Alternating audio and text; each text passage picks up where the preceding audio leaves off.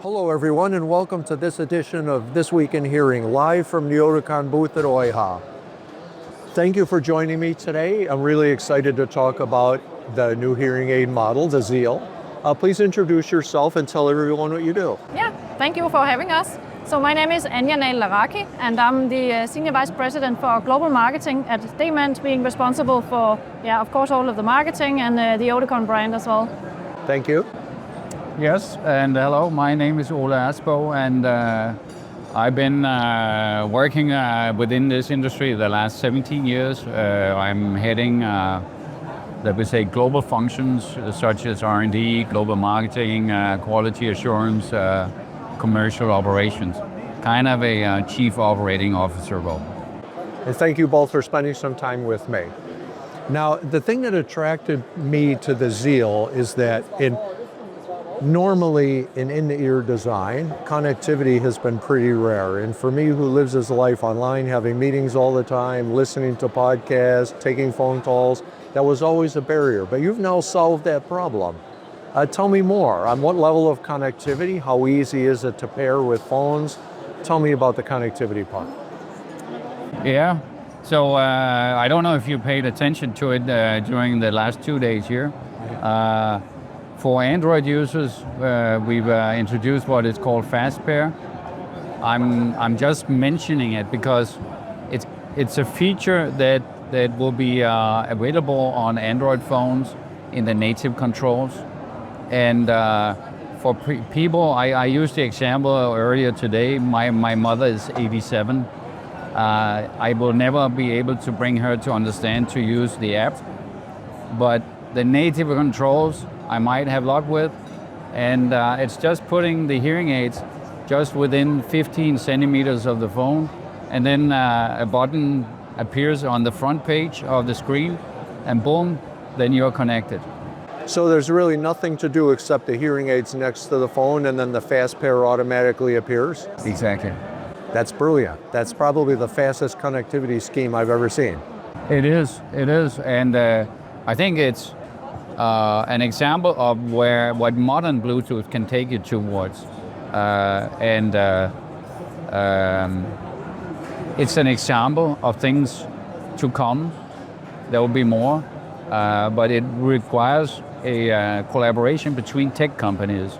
You know, the big tech companies need to also understand the needs of the hearing impaired people. And that's where we come in and help them understand that, and we support them in developing these features. And you've been working on partnership basis with other tech companies on Auracast and so on, but now you've actually done it, correct? This device is now fully Auracast capable, and you have an app so that iPhone users and Android users can access Auracast through that device? Excellent. And of course, the question I have to ask is, are you going to backfill that into the Intent as well? It is in the Intent as well. So it's available in the Intent family, and it's of course available for Oticon Zeal as well. Okay, excellent. So really the news is that you've now made the app available and it's working with all those platforms. Exactly. It's upgraded. It will require, if you already have Intent, then you need a firmware update. But that's all it takes. From now on, it's available. So get the firmware update on your Intent, download the latest app, the Auracast tuner's in the app. Excellent, excellent. And then audiologically speaking, what does this bring? I gather that it's similar to the Intent and functionality, but now you've squeezed it into an ITE design, is that correct? Exactly. So it has the same capabilities as the Sirius platform on the Oticon Intent. So it's the same AI sound processing that you will experience also from the Oticon Zeal that you already know from the Intent family.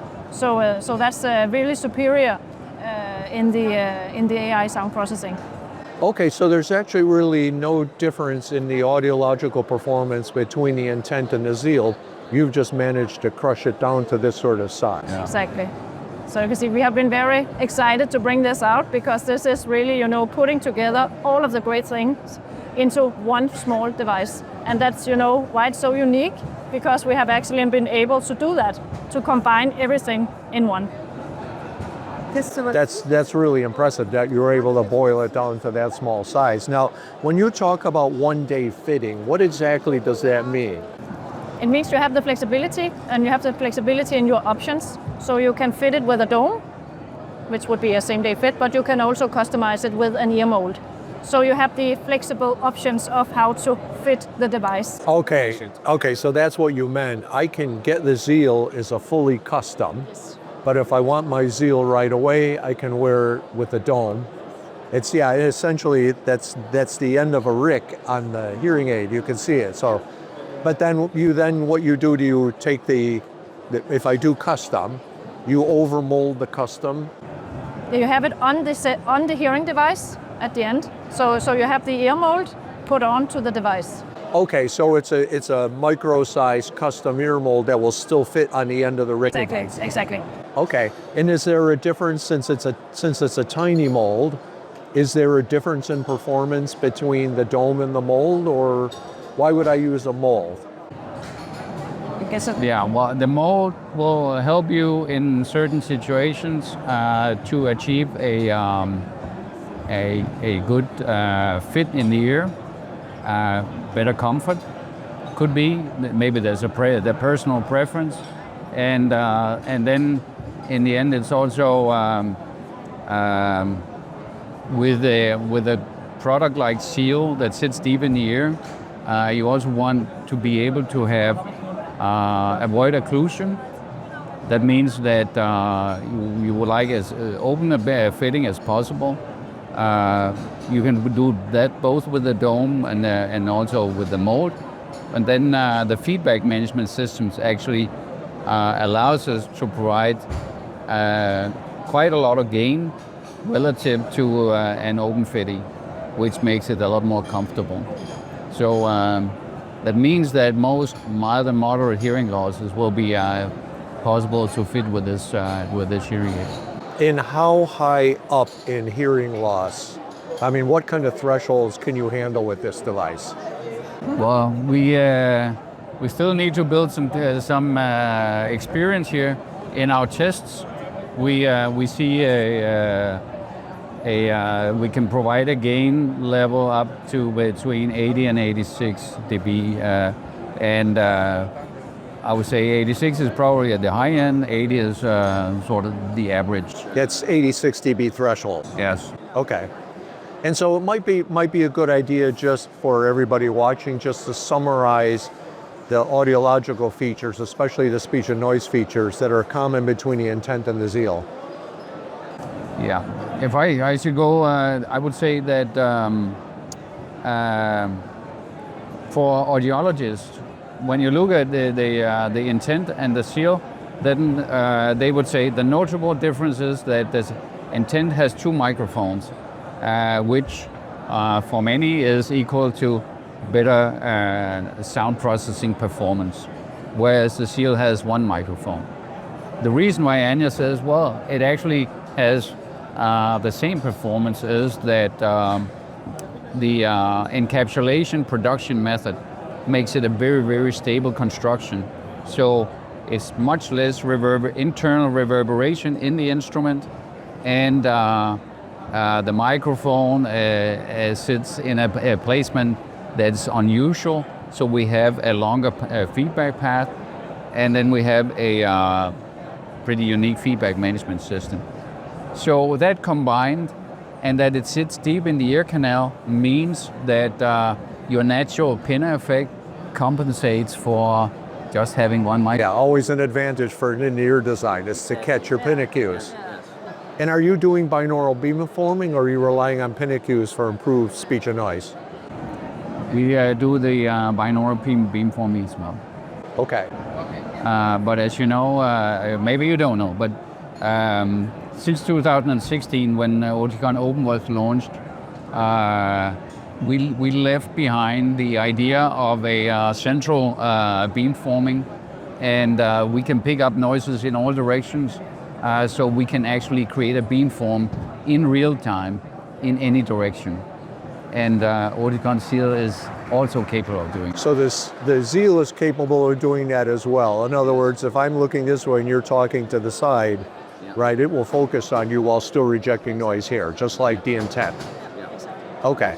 So in that respect, even though it's only one microphone per side, because you're doing binaural, with your technique, you're able to deliver very similar noisy situation performance with the Zeal. It's pretty impressive for a small package. And now, how is it rolling out? In which countries and where? So we had the great launch here yesterday at EUHA, so that was kind of our global announcement and launch. So we have started with launching in Denmark, in the UK, and in Switzerland. So those are the countries where we market the product the first. And then we will slowly market in other markets as well. I was going to say every German in EUHA today wants to know when they can access this. Yeah, we have some in Germany as well. But of course, this is completely new. So we're building our experience step by step. And the better it goes, the faster it will expand. So, but of course, we can't be in a situation where we run out. So every market we open up, we need to be sure that we can actually fulfill demand. And right now it seems that demand is pretty high. I am not surprised. And then of course I'm an American. I have to ask you, when is the US launch? I think you can expect early 26. Okay, very good. Yeah. So thank you very much for spending some time with me. Is there anything else we should know before we close it off? I think maybe one point that we didn't touch upon is really, you could say, the power in this small instrument, because even though it's so small, we managed to get a 312 battery into that small size of hearing instrument. So it means that you have the same capacity for full day use within that small instrument as well. And that's also a very important point. Which is actually a point I neglected to ask. Is it rechargeable or? It is rechargeable. It is rechargeable, okay. And you can get how many hours in typical use? So we say like up to 20 hours with 4 hours of streaming. Okay, that'll do it. I rarely wear my hearing aids for 20 hours in a day. Although with these, you could probably fall asleep on them. Maybe that's the one party once in a while that you might want to know too. So thank you very much. Thank you, Andrew. And thanks to all of you for watching or listening to this edition of This Week in Hearing.